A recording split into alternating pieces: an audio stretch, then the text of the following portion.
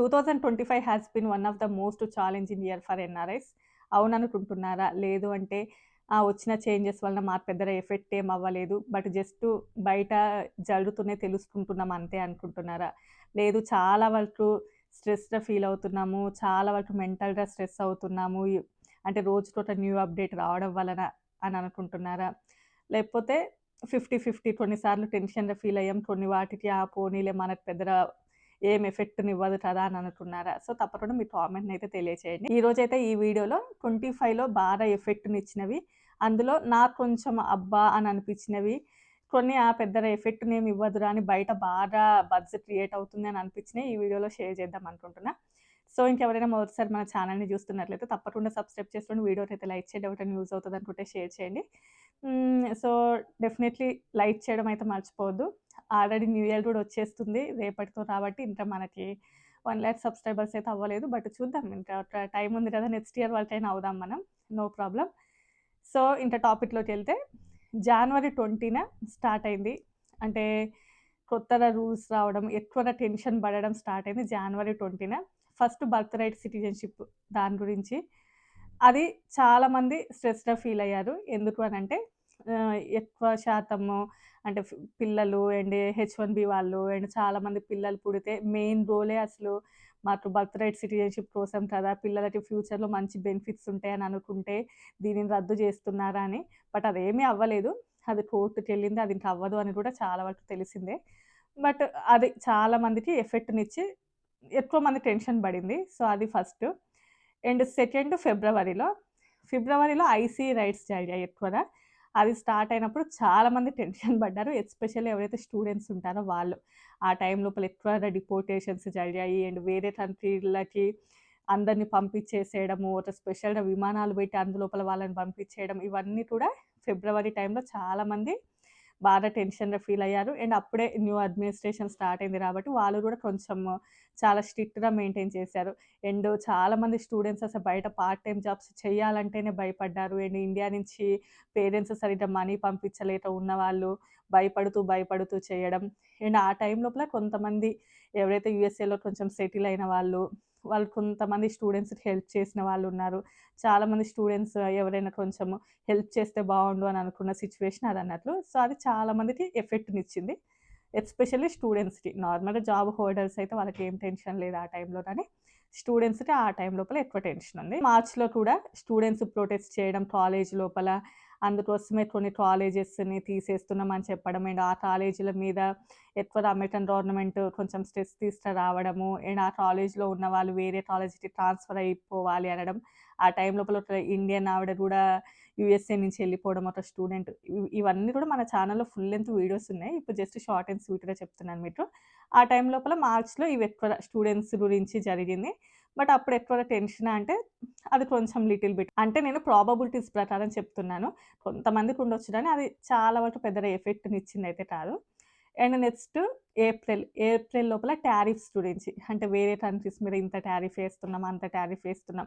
Not only in India.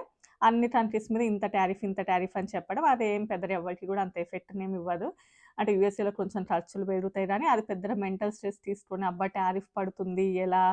మనకి రేపటి నుంచి ఖర్చులు పెరుగుతాయి గదా! ఎలా అని అంత ఓవర్ స్ట్రెస్ అయితే తీసుకోలేదు అనుకుంటాను. సో, టారిఫ్స్ అనేది జస్ట్ ఓకే. నార్మల్ థింగ్ లాగానే జరిగింది. అండ్ నెక్స్ట్ మేలో మళ్ళీ స్టూడెంట్స్ ఎవరైతే ఉన్నారో వాళ్ళ యొక్క సోషల్ మీడియా అకౌంట్స్ ఏవైతే ఉన్నాయో వాటిని ఎక్కువగా రీచెక్ చేస్తున్నారు. వాటిని బేస్ చేసుకొని డిపోర్ట్ చేస్తున్నారు. అండ్ వాటిని చాలా స్ట్రిక్ట్‌గా చూస్తున్నారు. యూఎస్ఏకి వచ్చేటప్పుడు అనేది అప్పుడు స్టార్ట్ అయింది. అండ్ జూన్‌కొచ్చేలోపు అండ్ పబ్లిక్‌గా పెట్టాలి. అండ్ మీ సోషల్ మీడియా అకౌంట్స్‌ని స్టూడెంట్స్‌కి ఆ టైం లోపల ఈ వీసా హోల్డర్స్‌కి లేనప్పుడు స్టూడెంట్స్ ఎవరైతే ఉన్నారో మీరు పబ్లిక్‌గా పెట్టాలి. అండ్ లేకపోతే చాలా కష్టం అని జెప్పేసి అండ్ ఇండియా నుంచి వేరే కంట్రీస్ నుంచి వస్తుంటే అండ్ అపాయింట్‌మెంట్స్‌కి కొంచెం ఇష్యూ రావడం. ఇలాంటివన్నీ కూడా జూన్‌లో జరిగాయి. అది కూడా స్టూడెంట్స్ కొంచెం టెన్షన్ పడుంటారు డెఫినెట్‌లీ. ఎందుకంటే సోషల్ మీడియా అకౌంట్స్‌ని పబ్లిక్‌గా యూఎస్ఏలో ఉన్నవాళ్ళు పెద్ద టెన్షన్ పడకున్నా కూడా ఇండియా నుంచి న్యూగా వస్తున్న వాళ్ళు అండ్ ఇండియాకెళ్ళి మళ్ళీ రిటర్న్ వస్తున్న వాళ్ళు అండ్ వీసా స్టాంపిన్ వాళ్ళు కొంచెం టెన్షన్ పడుంటారు. నెక్స్ట్ జూలైలో వచ్చేసి drop box eligibility. So, drop box eligibility అప్పుడు కూడా చాలామంది టెన్షన్ పడ్డారు. ఎందుకంటే దాని యొక్క టైమింగ్ తగ్గియడం. ఎందుకంటే అది బిఫోర్ తీసుకొచ్చారు. అంటే కోవిడ్ కంటే ముందు ఎలా ఉందో అలా ఉండేది. డ్రాప్‌ఔట్స్ ఎలిజిబిలిటీ అలా తీసుకురావడం. ఎవరైతే వీసాస్ చేంజ్ అవుతున్నారో అంటే స్టూడెంట్స్ నుంచి హెచ్-1బీకి ఇలా ఏదైతే చేంజ్ అవుతున్నారో వాళ్ళు డైరెక్ట్‌గా ఇంటర్వ్యూస్ అటెండ్ అవ్వాలి తప్పకుండా అని చెప్పడం. సో, అది చాలా వరకు ఇబ్బందినే. అది కొంచెం ఎక్కువ మందే టెన్షన్ పడి ఉంటారు. అండ్ అపాయింట్‌మెంట్స్ తోటట మెయిన్‌లీ. సో, అది చాలా మందికి ఎఫెక్ట్‌నిచ్చుంటది. అండ్ నెక్స్ట్ ఆగస్ట్ మంత్‌లో టారిఫ్స్ వేయడం ఇండియా మీద 25% అని 50% టారిఫ్ వేస్తున్నాము. రష్యా నుండి ఆయిల్ తీసుకుంటున్నారు. అది ఆ ఇష్యూ జరిగింది. అదేం పెద్దగా మనకి ఎఫెక్ట్‌నివ్వకపోయినా కూడా ప్యాకేజెస్ డీమినిమైజ్ దానిని తీసేయడం అండ్ ప్యాకేజెస్ మీద టారిఫ్ వేయడం. సో, ఇండియా నుంచి వచ్చేటటువంటి ప్యాకేజెస్ డిలే అవ్వడం, చాలా ప్యాకేజెస్ మధ్యలోనే పోవడం. ఇలా చాలామంది ఇష్యూస్ ఫేస్ చేశారు. అండ్ యూపీఎస్ వాళ్ళు అండ్ వాళ్ళు పెద్దగా అంటే అంతగా ట్రాక్ చేయలేకపోవడం. ఆ టైం లోపల ఎక్కువగా వినిపించిందేంటంటే, ఎవరైతే ప్యాకేజెస్ తెప్పించుకుంటున్నారో వాళ్ళకి ఇబ్బందులు జరుగుతున్నాయని జెప్పేసి. కొంతమంది ప్యాకేజెస్ అసలు రావట్లేవు అని, బట్టల మీ బట్టల మీదైతే ఇంత పడుతుంది, పిండి వంటల మీదైతే ఇంత పడుతుంది, వాటి మీద లేబులెయ్యాలి, పేర్లు రాయాలి. సో, ఆ టైం లోపల ఇదొకటి జరిగింది. టారిఫ్ పెద్దగా ఇబ్బంది పడకున్నా గూడా ప్యాకేజెస్ కోసం ఇబ్బంది పడుంటారు. అండ్ నెక్స్ట్ సెప్టెంబర్‌లో ఇప్పుడు మొదలైంది అసలు కథ. ఇది ఇప్పటి నుంచి ఇంత దేత్తడి పోచమ్మ గుడిలాగానే. సెప్టెంబర్‌లో స్టార్ట్ అయింది $100,000 ఇంత ఆ టైం లోపల అందరికి ఫ్యూజులు ఔట్ అయ్యాయి. యూఎస్ఏలో ఉన్న వాళ్ళట, యూఎస్ఏ బయట నుంచి వచ్చే వాళ్ళట, ఎక్స్‌టెన్షన్ అయ్యేటప్పుడు కూడానా, కంపెనీస్ చేంజ్ అయ్యేటప్పుడు కూడానా, స్టూడెంట్స్ ఎవరైతే ఉన్నారో వాళ్ళకి కూడా వర్తిస్తదా? మాకు కూడా వర్తిస్తే అసలు బయట జాబ్స్ ఎలా? ఇంకా అప్పుడు జరిగిన మెంటల్ టార్చర్ ఇంకెప్పుడూ లేదు. ఆ టైంలో ఓన్లీ 1 డేనే. నెక్స్ట్ డేకి చాలా వరకు క్లారిటీ వచ్చింది గానీ, ఫస్ట్ ఒక 1 డే ఆల్‌మోస్ట్ ఒక 12 అవర్స్ జరిగుంటది. అంతా డిస్కషన్స్ అవన్నీ. ఆ టైం లోపల చాలా వరకు అందరూ 90% ఎన్ఆర్ఐస్ అంటే ఎస్పెషల్లీ యూఎస్ఏలో ఉన్నవాళ్ళు ఆ టైం లోపల పడిన స్ట్రెస్ మిగతా వేటికి కూడా అంత స్ట్రెస్ అయితే పడలేదు. మెయిన్‌లీ అదొక్కటే చాలా మంది బ్రెయిన్ లోపల ఉండి ఎలా అని జెప్పేసున్నది. అండ్ నెక్స్ట్ అక్టోబర్‌లో ఈఏడీ ఎక్స్‌టెన్షన్స్ ఎవరైతే ఉన్నారో వాటిని ఆటోమేటిక్ ఎక్స్‌టెన్షన్స్‌ని రద్దు చేస్తున్నాము అని చెప్పడం. అది కూడా కొంతమందికి ఎఫెక్ట్‌నిచ్చుంటది డెఫినెట్‌లీ. అండ్ నెక్స్ట్ వచ్చేసి అదే టైం లోపల గవర్నమెంట్ షట్‌డౌన్ గూడా అయింది. సో, అది. అండ్ నవంబర్‌కొచ్చేలోపు ఈ గవర్నమెంట్ షట్‌డౌన్ అనేది ఇంకా కంటిన్యూ అవ్వడం అండ్ చాలామంది జాబ్స్ చేంజ్ అవ్వాలనుకున్నా కానియండి, ఎల్‌సీఏ ప్రాసెసింగ్ కానియండి, వీటన్నిటికి గూడా డిలేస్ అవ్వడం. అండ్ అమెరికాలో చాలా మందికి ఇది ఎఫెక్ట్‌నిచ్చుంటది. సరే అమెరికన్స్‌కి ఎక్కువ ఎఫెక్ట్‌నిచ్చినా కూడా వీసా హోల్డర్స్‌కి ఎస్పెషల్లీ ఎల్‌సీఏ ప్రాసెస్ రావచ్చు. అండ్ నెక్స్ట్ ఒకవేళ కంపెనీకి వేరే ట్రాన్స్‌ఫర్‌లు అవుతున్నా కానియండి, ఆ ప్రాసెస్ అంతా చాలా వరకు డిలే అవ్వడం.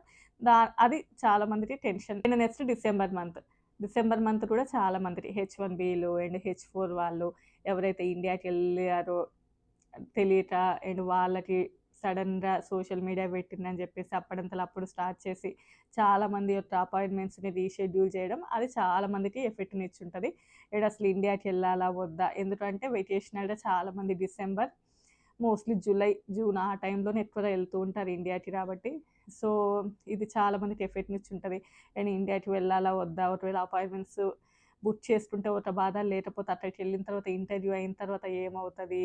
సో, ఇది డిసెంబర్‌లో ఎక్కువ మంది టెన్షన్ కలిగించింది. వీటన్నిటిలలో ఎక్కువగా $100,000 ఒకటి అండ్ ఇది సోషల్ మీడియా పెట్టింది. ఈ 2 మెయిన్ టెన్షన్. ఆ తర్వాత సిటిజన్‌షిప్, ఐసీ రైట్స్ ఈ 4 ఎక్కువగా ఎఫెక్ట్‌నిచ్చినాయి. అండ్ రిమైనింగ్ అన్నీ ఆ టారిఫ్స్ కావచ్చు, ఈఏడీ ఆటోమేటిక్ ఎక్స్‌టెన్షన్స్, డ్రాప్‌ఔట్స్ ఎలిజిబిలిటీ ఇవన్నీ కూడా ఓకే. బట్ ఎక్కువగా ఆ 4 అంటే నా ఒపీనియన్ ప్రకారం. ఎవ్రీవన్ చాలామంది ప్యాకేజెస్ కోసమే ఎక్కువ స్ట్రెస్ అయ్యి ఉంటారు. అండ్ ఇంకా కొంతమంది ఈఏడీ ఎక్స్‌టెన్షన్స్ దగ్గర ఎక్కువ స్ట్రెస్ అయ్యి ఉంటారు. కానీ మెయిన్‌లీ నేను ఫోకస్డ్ ప్రాబబిలిటీస్ బేస్ చేస్తే నా 4 ఎక్కువగా ఎఫెక్ట్‌నిచ్చుంటాయని చెప్తున్నాను.